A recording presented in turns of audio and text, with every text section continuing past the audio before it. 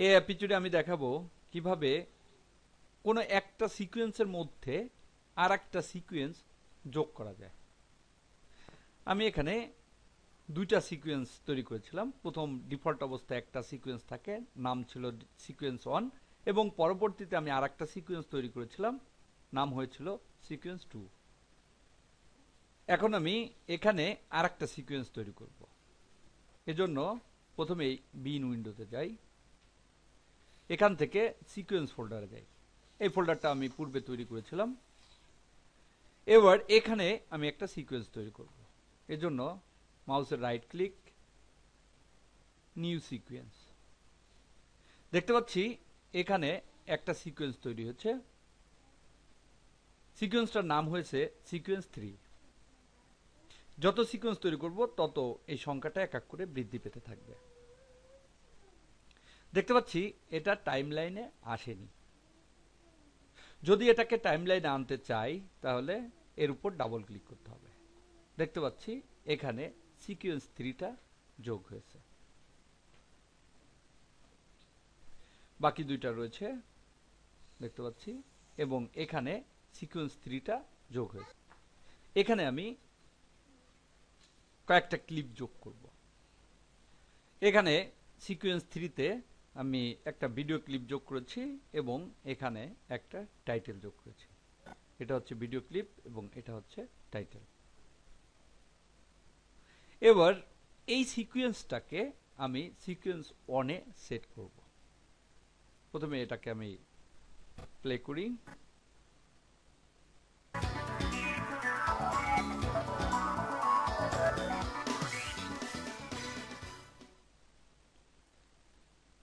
দেখতে পাচ্ছি এটা হচ্ছে একটা ভিডিও ক্লিপ এবং এটা হচ্ছে টাইটেল।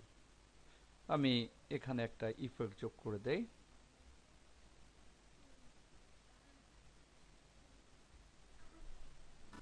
প্লে করি।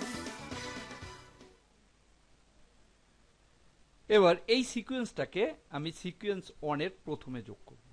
সিকোয়েন্স 1-এ যাই, এখানে আমি যোগ করব।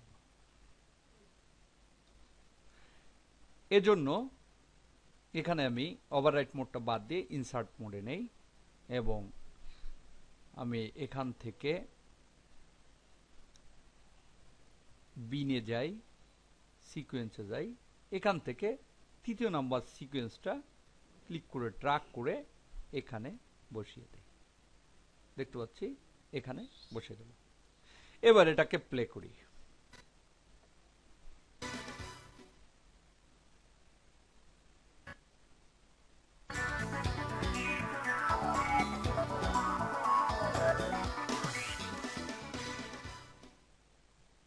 দেখতে পাচ্ছি এখানে চলে আসছে, এবং এখানে যখন আমি সিকোয়েন্স 3-কে নিয়ে এসেছি তখন আলাদা ক্লিপ দেখা যাচ্ছে না, মনে হচ্ছে এটা পুরাটাই একটা ভিডিও। ছোট প্রজেক্টের ক্ষেত্রে এটা কোনো সমস্যা নয়, কিন্তু অনেক বড় প্রজেক্ট করতে গেলে এভাবে ছোট ছোট সিকোয়েন্স তৈরি করে নিতে হয়। এবার আমি সিকোয়েন্স 3-তে কিছু পরিবর্তন করব। এখানে দেখতে পাচ্ছি লেখা রয়েছে বাংলা ভিডিও টিউটোরিয়াল। আমি সিকোয়েন্স 3-তে যাই, এর উপর ডাবল ক্লিক করি। আমি এখানে লিখব world class Bangla video tutorial. Select করি, প্রথমে নেই, এখানে লিখি ওয়ার্ল্ড ক্লাস,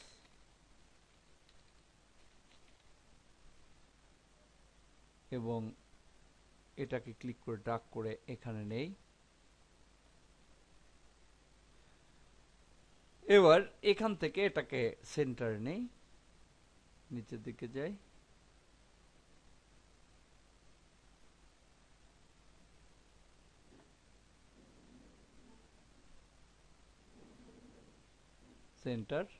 সেন্টার নিলাম, সেভ করি। তাহলে সিকোয়েন্স 3-তে আমি পরিবর্তন করলাম। এবার সিকোয়েন্স 1-এ যাই এবং এখানে দেখতে পাচ্ছি সিকোয়েন্স 1-এও পরিবর্তন হয়ে গেছে। আমি প্লে করি।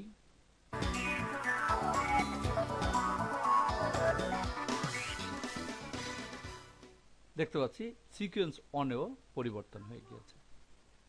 অর্থাৎ যদি মূল সিকোয়েন্সে কোনো পরিবর্তন করা হয় তাহলে সেই ভিডিওটাকে যেখানেই সেট আপ করা হোক না কেন সেখান থেকে পরিবর্তন হয়ে যায়।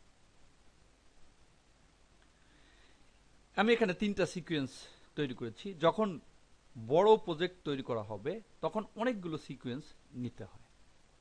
সেক্ষেত্রে কোন সিকোয়েন্সে কি নেওয়া হয়েছে এটা বুঝতে সমস্যা হতে পারে।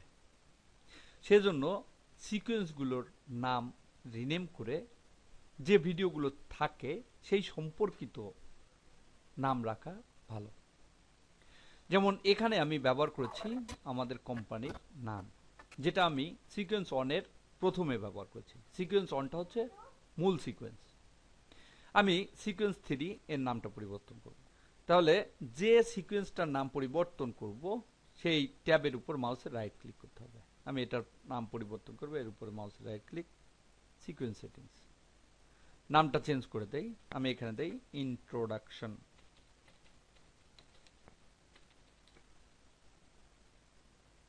ওকেতে ক্লিক করি। দেখতে পাচ্ছি এখানে নামটা পরিবর্তন হয়ে গিয়েছে।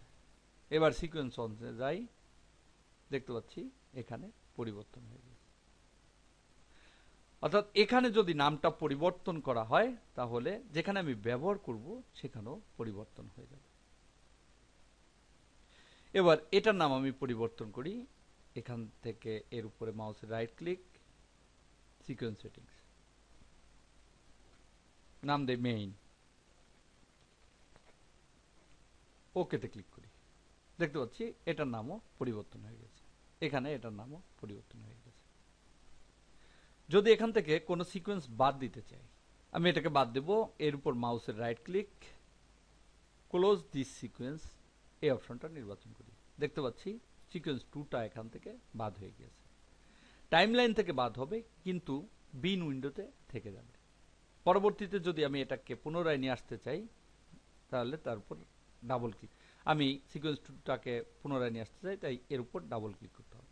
দেখতে পাচ্ছি সিকোয়েন্স 2টা চলে আসছে, যেভাবে সাজানো ছিল সেভাবেই এখানে রয়েছে।